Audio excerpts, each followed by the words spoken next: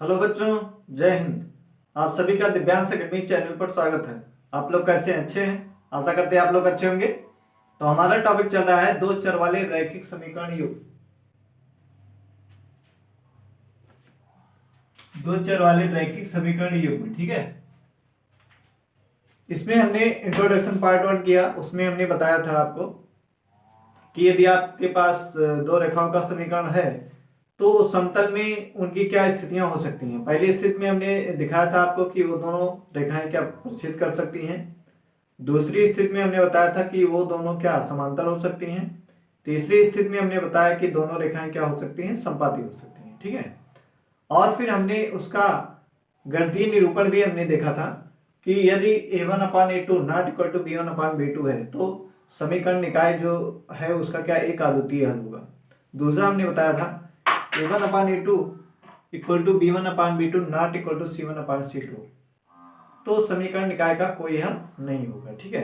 तीसरा हमने बताया था कि यदि a1/a2 equal to b1/b2 equal to c1/c2 तीनों का अनुपात या तीनों अनुपात यदि बराबर हैं तो दोनों रेखाएं क्या होती है, समपाती होती हैं और उनके अनेक हल होते हैं, ठीक है। तो इस तरीके से हमने बताया था आपको। अगर a1/a2 और नॉट इक्वल टू b1/b2 है तो रेखाएं क्या करती हैं, परिच्छेद करती हैं, ठीक है। इसका अद्वितीय हल होता है और समीकरण निकाय क्या होता है, संगत होता है।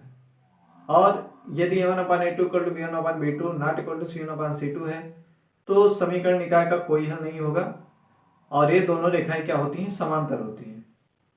और ये जो है ये क्या होता है, असंगत होता है, ठीक है। तीसरा हमने बताया था a1/a2 equal to b1/b2 equal to c1/c2, तो समीकरण निकाय का अनेक हल होता है, ठीक है। और ये दोनों रेखाएं क्या होती हैं, संपाती होती हैं, यानी एक ही रेखा पर होती हैं, ठीक है। तो और ये भी ये क्या है, संगत है। ये सब हमने कल की वीडियो में चर्चा किया था। तो अब हम देखेंगे, इसमें कह रहा है कि ग्राफ द्वारा जांच कीजिए कि समीकरण युग्म x + 3y = 6 number 1, 2x - 3y = 12 समीकरण 2 संगत है। यदि ऐसा है तो उन्हें ग्राफ द्वारा हल कीजिए, ठीक है। ये ग्राफ द्वारा कह रहा है कि जांच के बताइए कि ये दोनों समीकरण संगत है कि नहीं, ठीक है। तो इन दोनों समीकरण का क्या करेंगे, हम ग्राफ बनाएंगे। ग्राफ पे देखेंगे यदि कोई हल होगा, ठीक है। यदि हमें कोई उभयनिष्ठ बिंदु मिला, एक भी हल मिला, ठीक है, तो क्या हो जाएगा, समीकरण निकाय संगत होगा। तो आइए देखते हैं।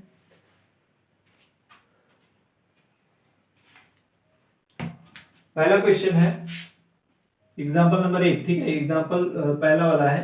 पहले हम समीकरण को लिख लेंगे x + 3y बराबर कितना है, 6, समीकरण 1, ठीक है। ये क्या है, समीकरण 1 है। अब यहां से आप दो बिंदु, कम से कम दो बिंदु ज्ञात कर लीजिए, ठीक है। दो बिंदु ज्ञात कर लीजिए जिससे हमारा ग्राफ बन सके। तो आइए दो बिंदु हम ज्ञात करते हैं। तो इसमें हम क्या करेंगे, एक बार इस समीकरण में x = 0 रखिए तो देखिए क्या आता है। लिखेंगे x = 0 लेने पर, ठीक है। x = 0 लेने पर समीकरण में x = 0 रखिए। यहां पे 3y = 6।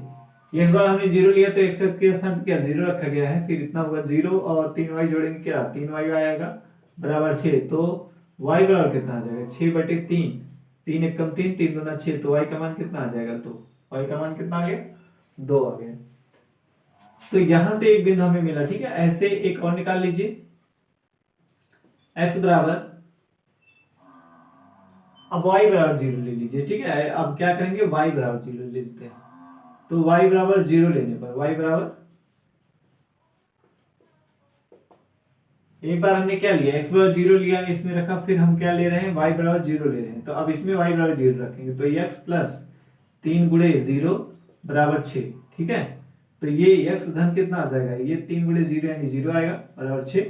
तो x में 0 जोड़ेंगे तो क्या x ही आएगा और बराबर 6 आ जाएगा, ठीक। तो एक पॉइंट हमें यहां से मिला और एक पॉइंट यहां से मिला, तो हमें बिंदु क्या मिल गया, लिख लेंगे। इसका बॉक्स बना लेंगे इस तरीके से। तो एक बॉक्स इसका ये बन गया, ये x है, ये y है, ठीक है।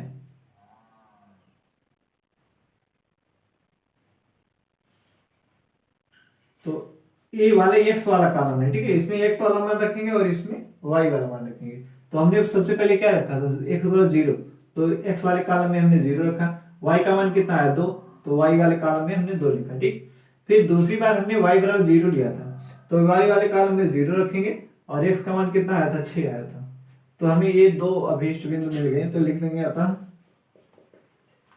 अभीष्ट बिंदु,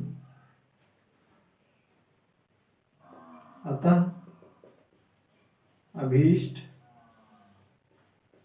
बिंदु ए हमें मिल गया है 0। भुज, ये एक्स वाला क्या होता है, भुज होता है, वाई वाला क्या होता है, कोटि होता है। तो भुज को पहले लिखेंगे, कोटि को बाद में, ठीक है, ये हो गया। फिर बी वाला पॉइंट, भुज कितना है 6 है और कोटि कितनी है 0 है, तो ये हो गया, ठीक है, दूसरा। इसी तरीके से हम दूसरे समीकरण से भी क्या करेंगे, दो बिंदु ज्ञात कर लेते हैं। अब लिखेंगे x प्लस 2x, दूसरा समीकरण क्या है 2x माइनस 3y, यानी 2x माइनस 3y बराबर कितना है 12 के 12, ठीक। अब इसमें क्या करेंगे, x का मान, ये समीकरण 2 है, लिखेंगे समीकरण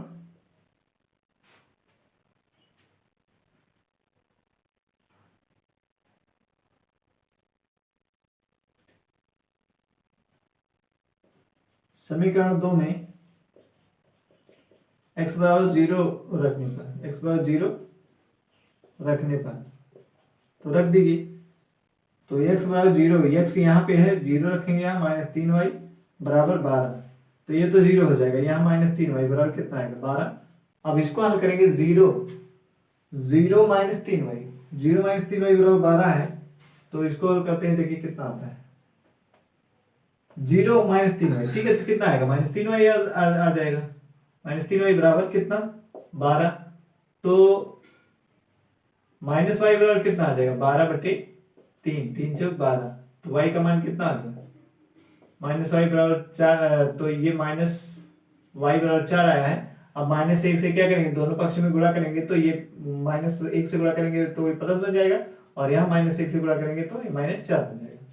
तो हमारा दूसरा पॉइंट क्या आ गया, 0 का मान माइनस 4x, तो हमने 0 लिया तो y का मान कितना मिला -4, ठीक है।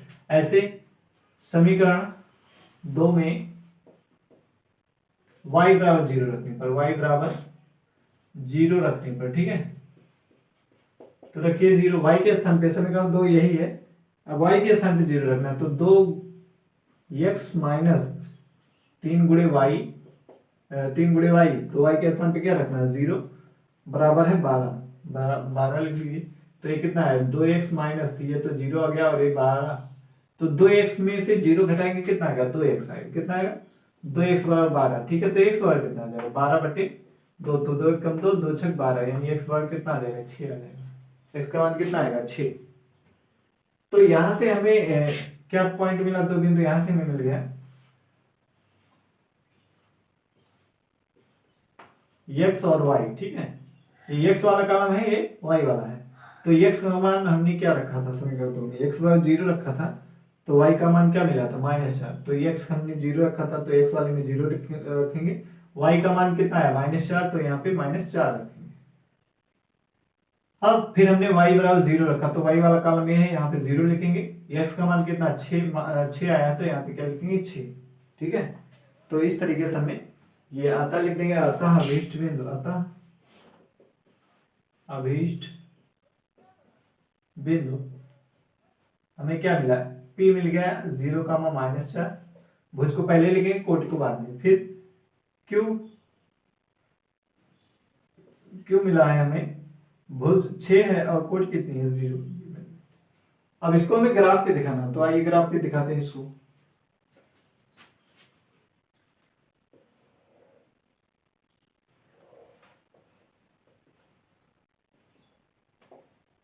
ग्राफ पे इसको दिखाते हैं, ये हमारा x अक्ष है, ठीक है, ये क्या है x अक्ष,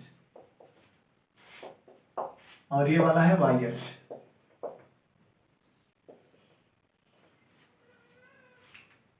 और ये हमारा क्या है, यहाँ पे हमारा मूल बिंदु है, ठीक है।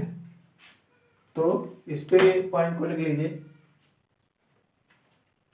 यहाँ पे 1 है, यहाँ 2, यहाँ 3, और ये हो गया 4 और ये हो गया 5 और यहाँ पे हो गया 6 और ये हो गया 7। ठीक है, ऐसे ऊपर की तरफ भी दिखाएंगे 1 फिर 2 3 4 5 और ये 6 हो गया और ये 7 हो गया। ठीक है, ऐसे इधर भी दिखाएंगे -1 -2 -3 -4 -5 और यहाँ -6। ऐसे इधर भी दिखाएंगे -1 -2 -3 फिर -4 -5 -6 और ये हो गया -7।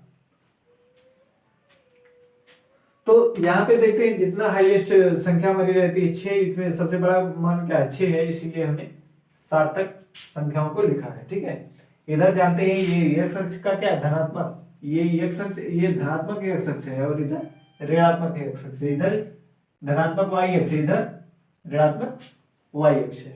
तो धनात्मक x अक्ष है उस पे क्या धनात्मक संख्याएं लिखी जाती हैं, धनात्मक y अक्ष पे क्या धनात्मक संख्याएं लिखी जाती हैं, ऋणात्मक x अक्ष पे क्या ऋणात्मक संख्याएं लिखी जाती है और ऋणात्मक y अक्ष पे ऋणात्मक संख्याएं लिखी जाती हैं।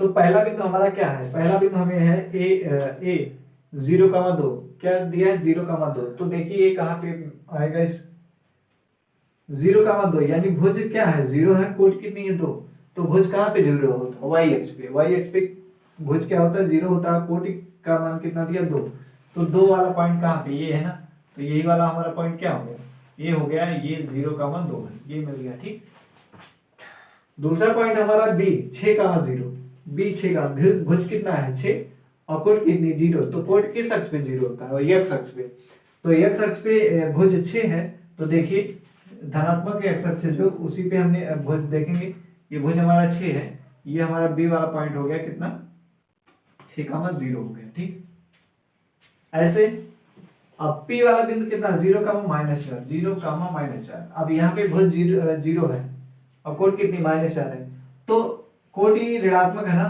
तो ऋणात्मक y अक्ष कौन है ये है, अब इसमें ऋणात्मक कितना 4, तो -4 ये लिखा हुआ है, यानी p वाला बिंदु ये हो गया हमारा, इसको लिखेंगे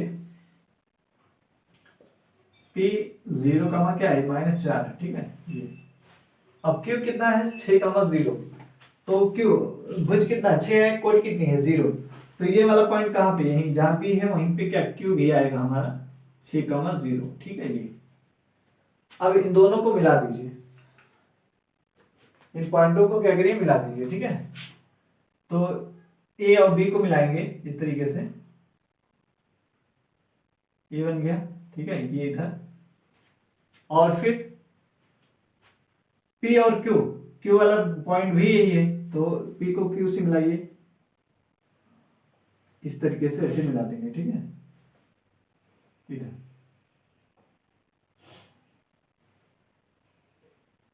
तो ये ग्राफ बन गया, ये ग्राफ हमारा बन गया। तो इसमें देखिए दोनों रेखाएं क्या कर रही हैं, एक रेखा तो हमारी ये पहले वाले समीकरण की रेखा जो है ये वाली है, ये है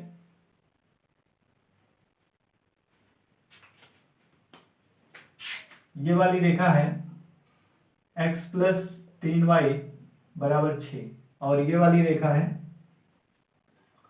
2x - 3y = 12। ठीक है, ये तो दोनों रेखाएं एक दूसरे को क्या कर रही है प्रच्छेद कर रही है, कहाँ पे एक दूसरे को इस पॉइंट पे, बिंदु जो b वाला है इसी पे q है, इसी 6,0 वाला निर्देशांक जो है इसी बिंदु पर क्या करेंगे दोनों प्रच्छेद करेंगे। इसका मतलब इसका हल क्या अद्वितीय है, इसका हल क्या है एक, इसका हल क्या है 6,0 है। ठीक है, जब इसका एक हल हमें मिल गया तो ये समीकरण निकाय कैसा होगा, ये समीकरण युग्म कैसा होगा संगत होगा। कैसा होगा संगत होगा, क्योंकि संगत के लिए हमने बताया था क्या कि यदि समीकरण का एक भी हल है तो वो समीकरण क्या होगा संगत होगा। ठीक है, और यदि समीकरण का कोई भी हल नहीं है तो वो क्या होता है असंगत होता है। तो यहां से हमें एक हल मिल गया है तो इसलिए एक समीकरण युग्म क्या हो जाएगा संगत हो जाएगा। तो लिखेंगे चूंकि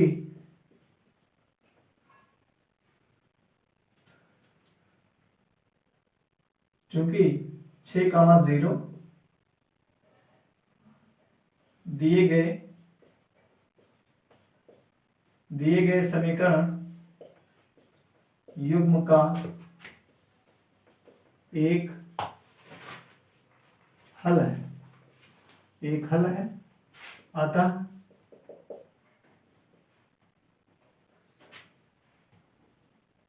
अतः दिया गया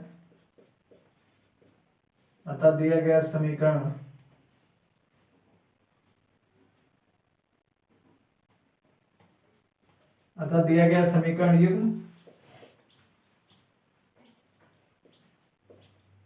युग्म क्या है? संगत है। दिया गया समीकरण युग्म क्या है? संगत है। ठीक है, तो ये क्वेश्चन आपका सॉल्व हो गया। तो आपको समझ में आया होगा। यदि आपको दो समीकरण युग्म दिया है, अगर ग्राफ खींचने के लिए कहता है तो सबसे पहले क्या करेंगे आप? 2 पॉइंट ज्ञात कर लेंगे प्रत्येक समीकरण का। ठीक है, तो समीकरण युग्म जो दिया रहेगा उसका प्रत्येक समीकरण का क्या 2 पॉइंट निकाल लेंगे इस तरीके से जैसे हमने निकाला है। फिर दूसरे समीकरण का भी हमने 2 पॉइंट निकाल लिया है। फिर हमने इसको क्या किया, एक्स अक्ष और वाई अक्ष ग्राफ पे हमने इसको दिखाया। फिर हमने उन बिंदुओं को क्या किया, मिला दिया। तो जैसा स्थिति आएगी, ठीक है, या दोनों रेखाएं प्रक्षेप करेंगी या नहीं करेंगी, तो वो हम वहां से देख के फिर बताते हैं कि समीकरण निकाय संगत है क्या असंगत है। ठीक है, तो आइए एग्जांपल नंबर 2 सॉल्व करते हैं।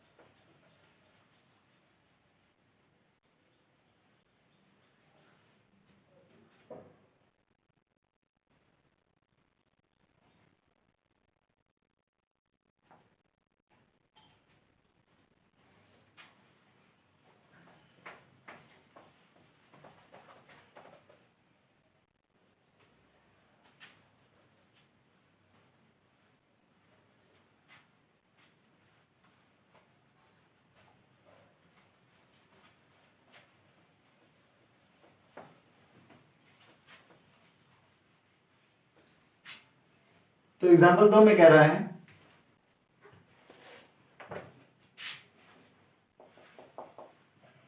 ग्राफ द्वारा ज्ञात कीजिए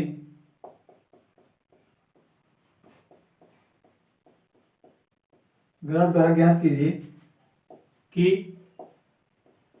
निम्न समीकरण युग्म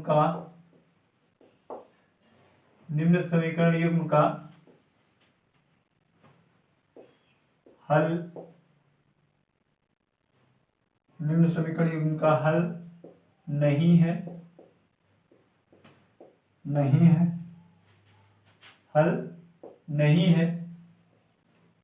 अद्वितीय हल है। एक तो कह रहा हल नहीं है, एक क्या कह रहा है, अद्वितीय हल है।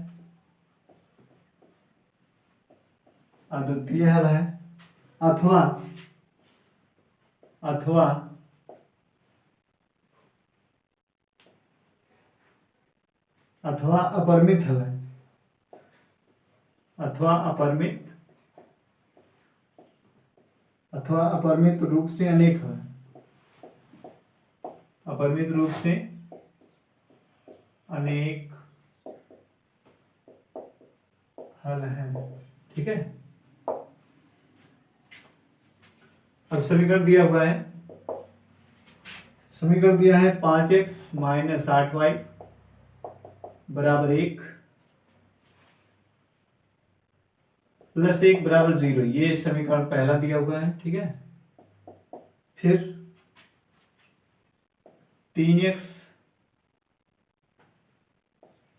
- 24/5y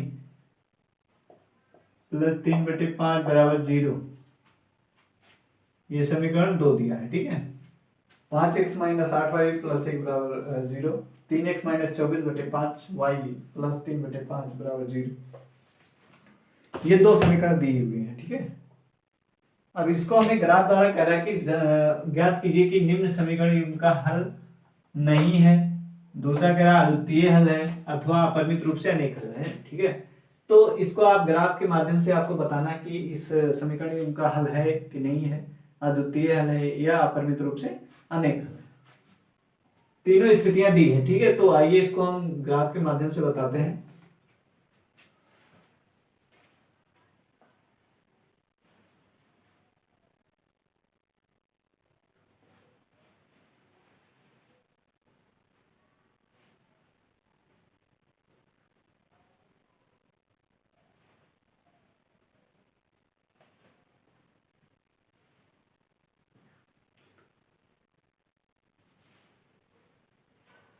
तो आइए इसको ग्राफ के माध्यम से बताते हैं। ठीक है, तो क्या करेंगे,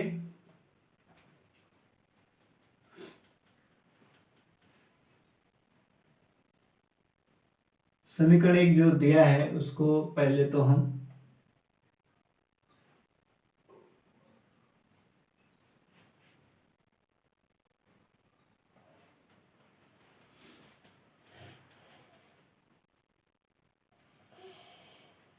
समीकरण एक जो है उसके क्या करिए, 2 पॉइंट निकाल लीजिए।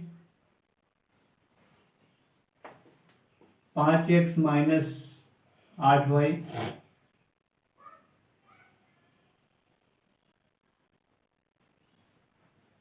5x माइनस 8y प्लस 1 बराबर 0 ये दिया है।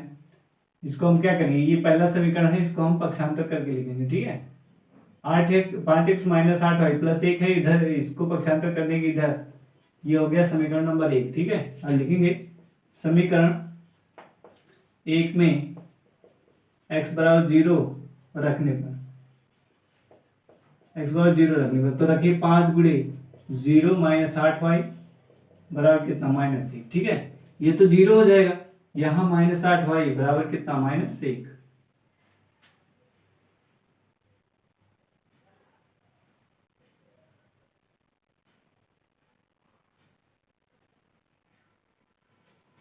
अब इसमें एक चीज और ध्यान देना है कि -1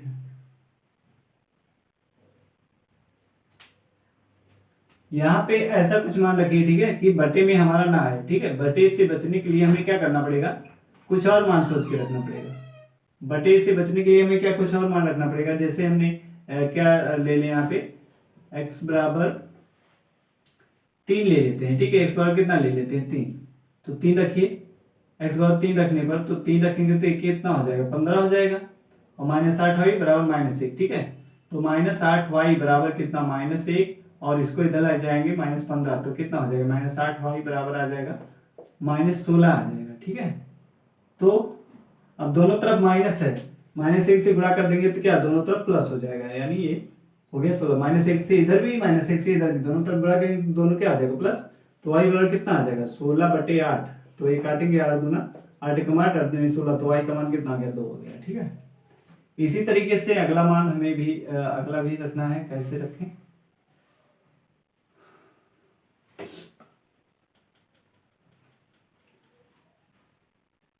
x बराबर 4 हो गया, 3 5 15, 4 5 20, 4 7 28।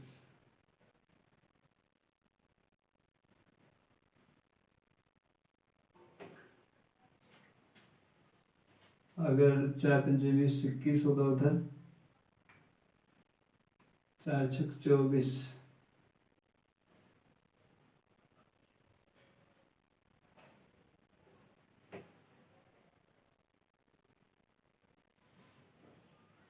y बराबर 2 आ गया। फिर अब और क्या रख सकते हैं, x का मान अगर 8 दूनी 16, 8 3 24,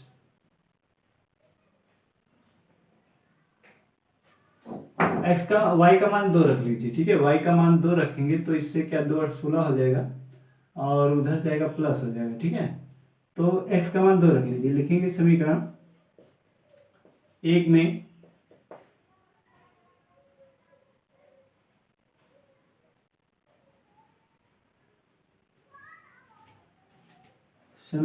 में अगर 2 रखेंगे तो 0, 3 3 8 24 हो जाएगा, 3 8 24, 3 भी नहीं रख सकते हैं, 4 4 4 8 32। तो कुछ रख दीजिए, ठीक है भाई। समीकरण 1 में y बराबर 0 रख देते हैं। y बराबर 0 रखेंगे तो कितना आएगा, 0 रखने पर 0 रखेंगे तो 5x माइनस 8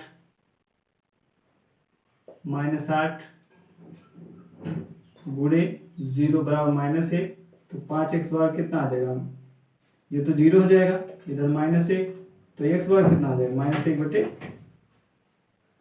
यहाँ पे क्या लिखेंगे, 5x बराबर -1, तो x बराबर कितना, -1 बटे 5 आ जाएगा, ठीक है, -1 बटे 5। तो -1 बटे 5 आ गया। फिर अगला ऐसे सॉल्व करेंगे।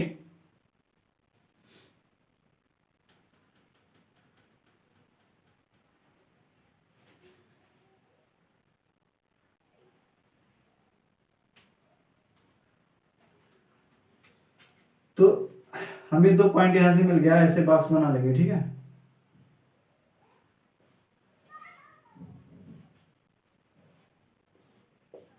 ये x वाला है, ये y वाला है।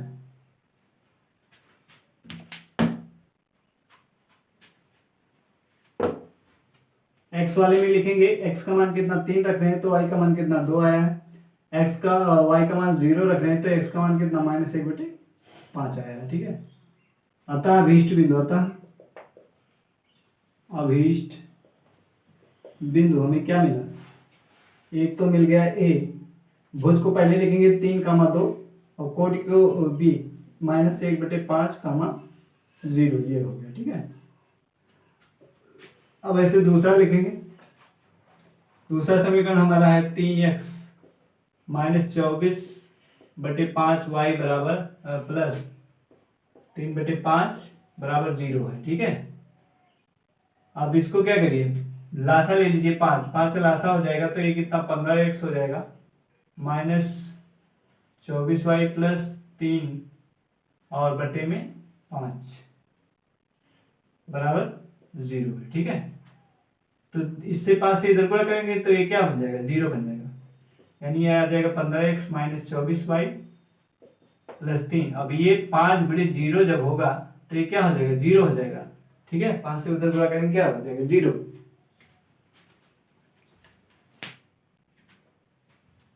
अब इसमें से इसको पक्षांतर कर दीजिए और 15x -24y बराबर -3, ठीक है। अब इसमें से क्या करें, 3 कॉमन ले लीजिए, तो 5x माइनस 3 8 24y बराबर इधर है -3, ठीक है। ये उधर जाके भाग हो जाएगा, तो कितना हो जाएगा, 5x -8y और -3 बटे कट के क्या आ जाएगा, 5x -8y बराबर -1 आ गया, ठीक है। तो ये जो हमारा पहला समीकरण था वही समीकरण ए भी है, क्यों, वही समीकरण ए भी है।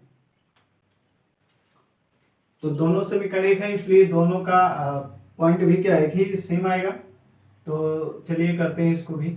ये समीकरण नंबर 2 हो गया, ठीक है। तो लिखेंगे समीकरण 2 में, अब यहां से जब एक ही समीकरण दोनों, तो यहां से हमें पता चला कि दोनों रेखाएं क्या समपाती हैं, लेकिन कुछ पॉइंट निकाल के ग्राफ पे दिखा देते हैं उसको। तो ये हो गया समीकरण 1 में y बराबर 0, y बराबर 2 रखने का,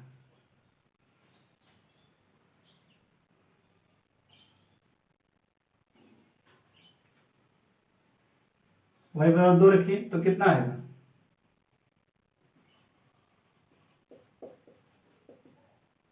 5x माइनस 2 8 16, 8 गुणे 2 बराबर -1, तो ये हो गया 5x और ये 16 बराबर -1, उसको उधर ले जाएंगे। 5x बराबर क्या आ जाएगा, -1 प्लस 16, तो आ जाएगा यहाँ 5x बराबर 15, तो x बराबर कितना आ जाएगा, 15 बटे 5, 5 1 के 5 15, x का मान कितना आ जाएगा 3, ठीक है, x का मान 3 आ गया। ऐसे और निकाल लीजिए समीकरण 2 में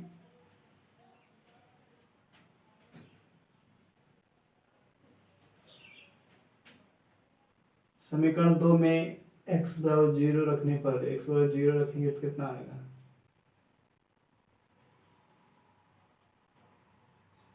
चलिए x बराबर 0 रख लेते हैं। समीकरण 2 में x बराबर 0 रखने पर, तो 0 रखिए। समीकरण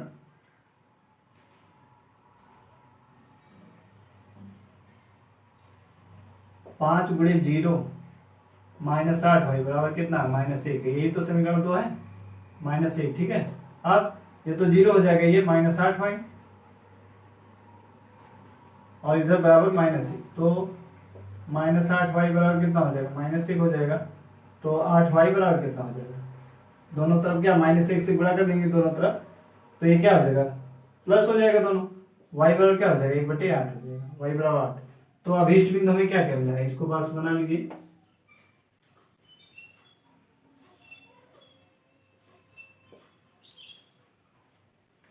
एक है ये एक्स वाला कॉलम है, ये वाई, एक्स का मान जब वाई बराबर 2 रख रहे हैं तो एक्स का मान कितना है? 3, और वाई 2 रखने पे एक्स का मान 3, एक्स बराबर 0 रख रहे हैं तो वाई का मान कितना है? 1/8 आया है, 1/8। ठीक है, अब इसको ग्राफ पे दिखाना है, ग्राफ पे दिखा दीजिए।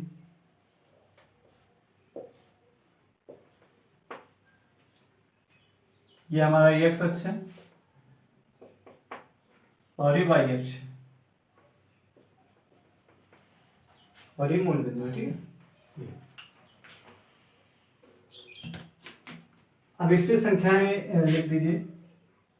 ये धनात्मक एक्स अक्ष है तो इस पे प्लस संख्या लिखनी है। ठीक है,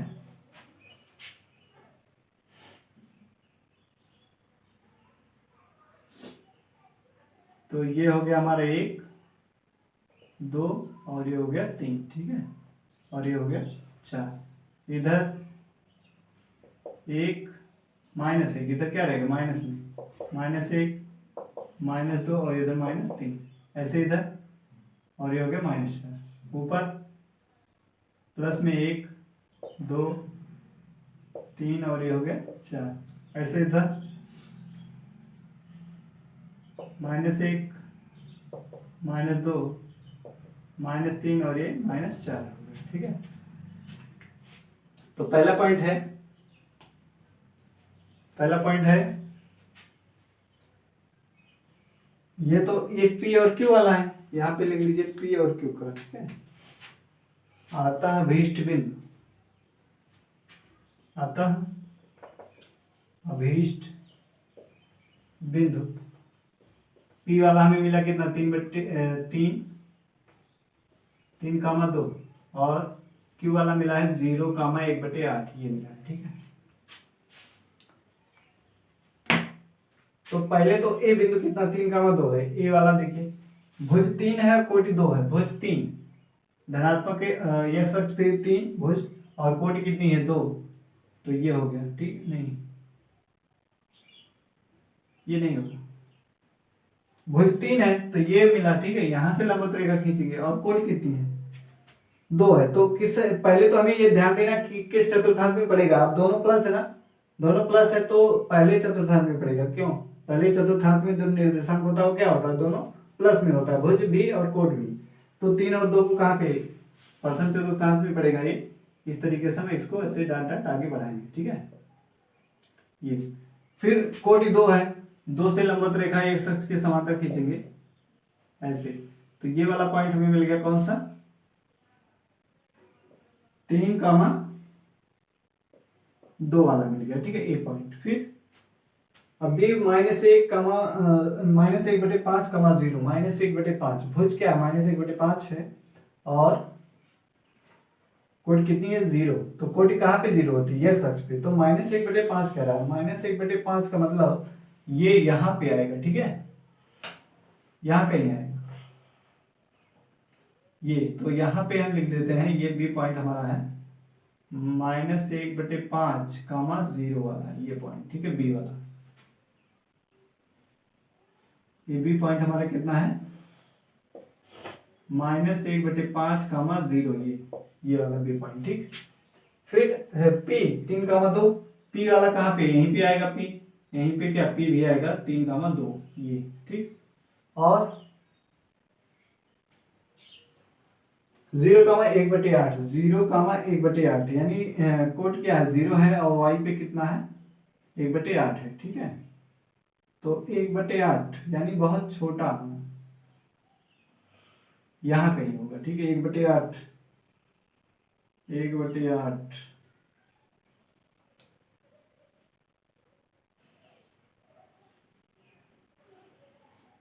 इसको भाग करेंगे एक में तो कितना आएगा, 0.2 कुछ करके आएगा, ठीक है। 8 से एक में भाग करेंगे तो कितना आएगा, दशमलव बढ़ाएंगे 10 हो जाएगा, 8 के 8 यानी 0.1, मतलब 1 के बहुत ही पास में है, ठीक है। क्या है, 0 के बहुत ही पास होगा, 0.1 आ रहा है ना, तो यहाँ कहीं, तो यहाँ पॉइंट ये आ जाएगा हमारा P वाला, Q वाला आएगा कितना, 0,1/8 ये। अब ये मिला, इसको क्या करेंगे, मिला देंगे इस तरीके, ठीक है। इसको क्या करेंगे, ऐसे मिला देंगे। तो A और B कहाँ है, ये A है और ये B है, A B को मिलाएंगे इस तरीके से, ठीक है। फिर A और B मिल गया, फिर P और Q, P यहाँ पे और Q यहाँ पे, इसको भी मिलाएंगे तो ये क्या एक ही रेखा पे आ रहे हैं, तो दोनों क्या कर रहे हैं, एक ही रेखा पे आ रहे हैं, यानी दोनों रेखाएं क्या समपाती हैं। और समीकरण से भी हमें क्या पता चल रहा था, देखिए दोनों समीकरण एक ही है, तो इसका मतलब क्या, दोनों रेखाएं समपाती हैं। तो अब ये दोनों समपाती हैं, तो हमने क्या बताया था, यदि दोनों रेखाएं समपाती होती हैं तो उनके क्या होते हैं, अपरिमित रूप से अनेक हल होते हैं। क्यों, हमने ये तो बताया था, अगर दोनों रेखाएं क्या समपाती हैं तो उनके अपरिमित रूप से अनेक हल होते हैं। तो यहां लिख देंगे,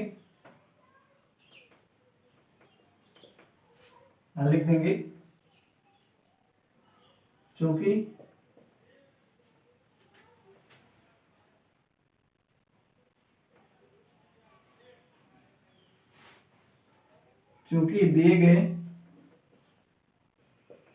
दिए गए समीकरण युग्म से निरूपित रेखाएं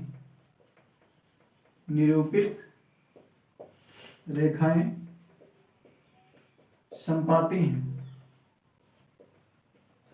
हैं, अतः दिए गए समीकरण युग्म का अपरिमित रूप से अनेक हल होंगे, ठीक है। अपरिमित रूप से क्या होगा, अनेक हल होगा इसका। तो ये भी आपको क्लियर हो गया होगा। अब एक एग्जांपल और बच रहा है, उसको भी कर लेते हैं, ठीक है। एग्जांपल नंबर 3 उसको भी कर लेते हैं। एग्जांपल नंबर 3 देखिए, इसको हम पढ़ देते, क्वेश्चन देख लीजिएगा। इसको कह रहा, चंपा एक सेल में कुछ पैंट और स्कर्ट खरीदने गई।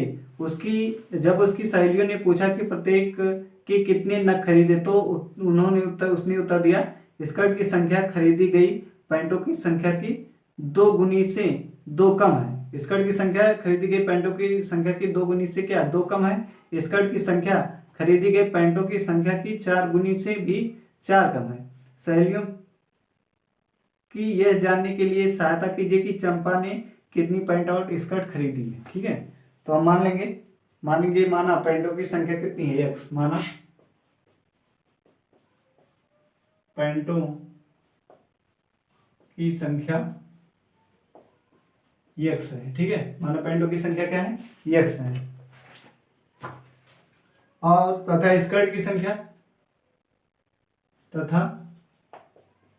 स्कर्ट की संख्या मान लेंगे कितना है, y, ठीक है।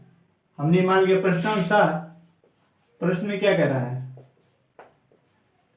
कि स्कर्ट की संख्या खरीदी गई पैंटों की संख्या की 2 गुनी से 2 कम है। स्कर्ट की संख्या जो है खरीदी गई पैंटों की संख्या की 2 गुनी से 2 कम है। तो स्कर्ट की संख्या y, पैंटों की संख्या की 2 गुनी से 2 कम, तो 2 गुनी से 2 क्या है, कम है। कौन, 2 गुनी से 2 कम है कौन, स्कर्ट की संख्या पैंटों की संख्या की 2 गुनी से 2 कम है, ये कम है ना। तो क्या करना पड़ेगा, या तो इसमें से 2 घटा दीजिए, ये 2 कम है, 2 गुनी से क्या 2 कम है, तो इसमें से घटाइए, या फिर यहाँ पे जोड़िए। तो इसको हमने घटा दिया, तो यहाँ से हमें एक समीकरण ये मिल गया, इसको पक्षांतर कर देंगे, ठीक है, ये समीकरण हमें एक मिल गया।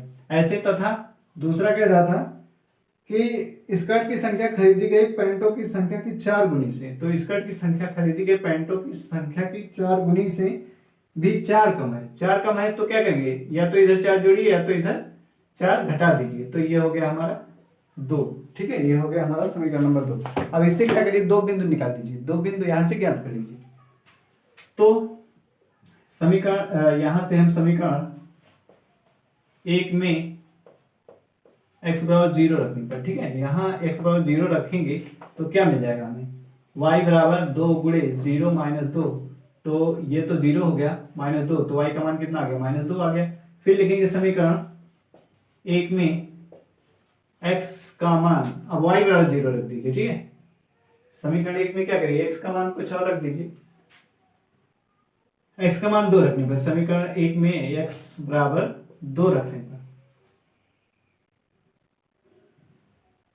x बराबर 1 रख दीजिए, ठीक है, समीकरण 1 में x बराबर 1 रखने पर, तो 1 रखेंगे तो क्या आ जाएगा, y बराबर आ जाएगा 2 गुणे 1 माइनस 2, तो y बराबर क्या 2 माइनस 2, तो कट के क्या y का मान 0 आ गया। तो यहाँ से हमें 2 बिंदु मिला क्या, x और y, ठीक है, यहाँ हमने x बराबर 0 रखा तो y का मान कितना आया, y का मान माइनस 2 आया।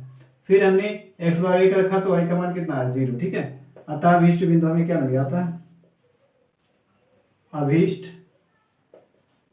बिंदु हमें मिल गया, यहाँ से ए बिंदु मिल गया 0 माइनस 2 और बी वाला मिल गया 1,0, ठीक है, ये मिल गया। दूसरा, तो हमने यहाँ से बिंदु अभीष्ट बिंदु ए निकाला, बी निकाला, ठीक है। फिर हमने समीकरण 2 में x बराबर 0 रखा तो y का मान -4 आए, हमने x बराबर 1 रखा तो y का मान 0 आया। फिर हमने यहाँ से इसको बॉक्स में रख लिया। फिर यहाँ से अभीष्ट बिंदु हमें p और q मिल गया, ठीक है। फिर हमने इसको क्या किया, संख्या रेखा पर ए बिंदु हमारे कितना 0, -2 है, तो भुज क्या 0 है और कोण कितनी है -2, तो ये वाला पॉइंट कहाँ पे आएगा, ए वाला आएगा 0, -2 यहाँ पे, ठीक है। बी है 1,0, भुज 1 है, कोण कितनी है 0, तो कोण कहाँ पे 0 हो रही है, एक्स पे, तो ये वाला पॉइंट हमें मिल गया बी 1,0 वाला, ठीक है। फिर ऐसे पी कितना है, पी है 0, -4, भुज क्या है 0, कोण कितनी -4, तो भुज कहाँ पे 0 है, वाई एक्स पे -4 देखेंगे यहाँ पे है, तो पी वाला पॉइंट मिल गया, क्यों 1,0 यानी जहाँ बी पे है वहीं पे क्या है, पी पॉइंट भी है, ठीक है। अब इन बिंदुओं को क्या करेंगे, मिला देंगे, ए और बी, देखिए ए बिंदु ए है और बी ए है, इसको मिलाएंगे, पहले इसको इस तरीके से मिला देंगे, ठीक है, ऐसे। फिर पी और क्यू को मिलाएंगे, तो पी ए है और क्यू भी यहाँ पर है, ठीक है, तो इसको इस तरीके से मिलाएंगे ऐसे, तो ये रेखा है ऐसे चलेगी, ठीक है, ये बन गया। तो ये दोनों क्या करें, एक जगह क्या करें, प्रच्छेद करें दोनों ना, समीकरण पहली रेखा और दूसरी रेखा क्या करें, एक बिंदु बी पर, यानी क्यों बिंदु और बी दोनों एक ही है, तो यहाँ पे प्रच्छेद करें, यानी इस दोनों का एक क्या है, एक हल है। एक जगह प्रच्छेद करें तो यानी इसका हल क्या अद्वितीय है, जब अद्वितीय हल है इसका, तो ये क्या होगा, इसमें हमें पूछा था कि सहायता से कितनी पैंट और स्कर्ट खरीदी, ठीक है, ये हमें बताना है।